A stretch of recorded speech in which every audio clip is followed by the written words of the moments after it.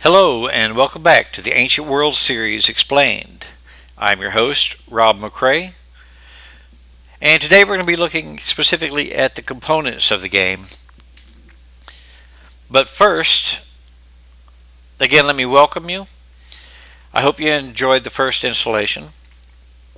I have a couple of quick announcements here. The first one is that I've created a email account for you to ask specific questions at tawse@yahoo.com, TAWSE, which is obviously an acronym for the Ancient World Series Explained.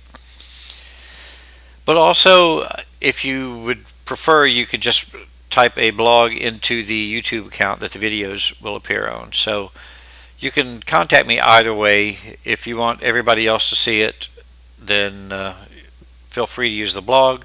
But you can also email me. The advantage of the email is that it'll pop up and get my attention whether I'm on the website or not. So that's the first thing. The second thing is the backdrop, which I think is highly improved from the first week. And if you look at the backdrop there, you can see I added the box art cover for Carthage, the First Punic War. And it gives you some really good idea of the quality of work done by Roger McGowan.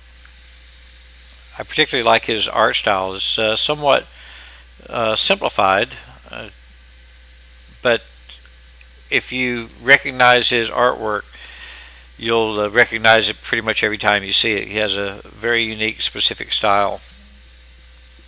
Okay, so let's get right into this. I'm going to go ahead and bring up the Vassal module. And before we get any further, I'd like to let you know that we're going to be working out of the Ancient World rulebook. That's the series rulebook that's applicable to both games, both volumes in the set. Specifically, we're going to be in section 2.0 components. And I'm just going to kind of go through the components here, give you some visuals here as we discuss what their component makeup is. The first component, of course, that pretty much everybody grabs out of any unboxing is the map. And the map here, done by Mr. Simonich, is really high quality. It's a great looking map. It shows, of course, the Mediterranean region involving the Romans from the time period of the birth of the Roman Republic, which obviously has Italy as the centerpiece, but also includes Sicilia, Sardinia, Corsica, and some of the other minor locations as well.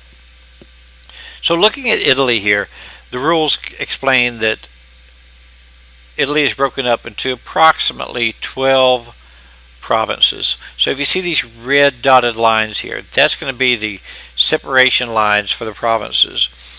And you're probably going to recognize a lot of these historically, and a lot of them are carried on through today as well. Latium, which is where Rome or Roma is situated, Samnium, Apulia, Calabria, Bruttium. And the rulebook goes as far as to explain that the provinces are actually more important in terms of gameplay than the individual hexes. So the individual hexes are obviously going to be the pieces of the map that you're going to move your components from place to place to place. However, it's the provinces that you're going to be trying to control in order to gain victory points within the game. So keep that in mind, once we get into the larger elements of the game, the more strategic elements of the game, of how the provinces play out in terms of importance. So also we've got these islands on here that we mentioned before. Corsica, it may not be apparent, it's a good thing that the rules specify it out. Corsica acts as its own province, whereas Sardinia, as you can see with the red line, is split up into two separate provinces, northern and southern Sardinia. The same thing with western and eastern Sicilia. And there's also some other areas on here that it points out act as individual provinces. The Lipari Insula, if I'm pronouncing it correctly, which are the Lipari Islands, this area, as well as Melita. I could zoom in a little closer there. And it does not mention Kosera, but presumably if it did act as part of the game, that it would probably be its own province. It probably does explain some specifics somewhere within the rule set, but I haven't come across it yet. And then furthermore, as is typical of any war game, you're going to have specifics on the map that affect the gameplay, usually through movement points or how it affects combat. The movement points will, of course, have a specific video just for movement, or more than one video, because the movement section is actually quite large, about 7 pages just to cover the movement rules. But the movement rules are a little bit different than what you would normally have when you look at one of these maps and you see the different types of terrain. You don't necessarily have terrain costs to go from clear to mountainous, or across a river, or through a road. In reality, to be honest, it does work out that way. It's just that the way that you calculate it up is kind of a reverse way to do things. So it's done through attrition. So if you think about it this way, you have these armies that are going through this countryside, and back then, of course, they would just use what's available to them on the land. And so if they were traveling through the countryside and they were able to just stop and pull corn off of local cornfields, that's how they would survive. As well as when they went into the city areas, they would have markets and things that were available to them. So that can give you kind of two contrasts there of how well an army might survive in an area, as opposed to an area that had been depleted, pillaged, or was otherwise bare, mountainous. You might imagine that there are less resources there for that army to survive. And so what would actually happen is you would lose military members, troops, through attrition, because there was more or less of an ability of the land to sustain them.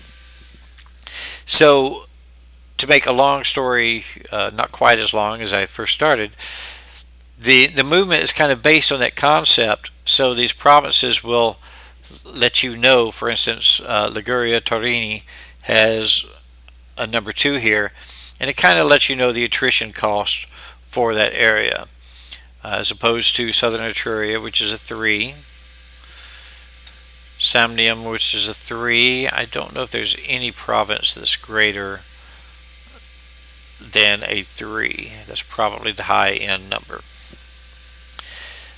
But you can kind of see that the numbers are going to dictate your ability to travel, because obviously as the numbers get smaller,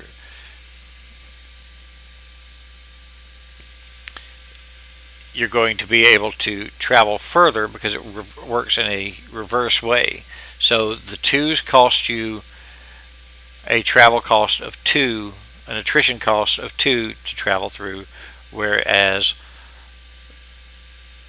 a 3 would cost you more points and thus slow you down.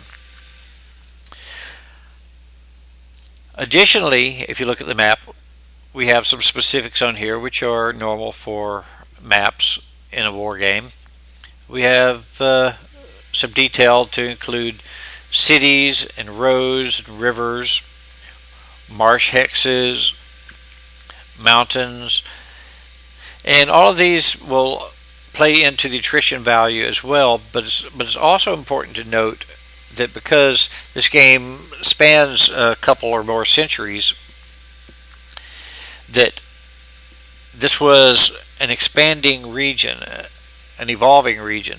So some of the cities may not have existed at certain time periods for certain scenarios, and certainly the roads, which was an expansive process throughout the existence of the Roman Republic and the Roman Empire. Roads would have increased, although it's possible that some may have gone away as newer ones were built. But just be aware that your scenario instructions will provide specifics on which pieces of the map or which parts of the map may or may not be available during that scenario.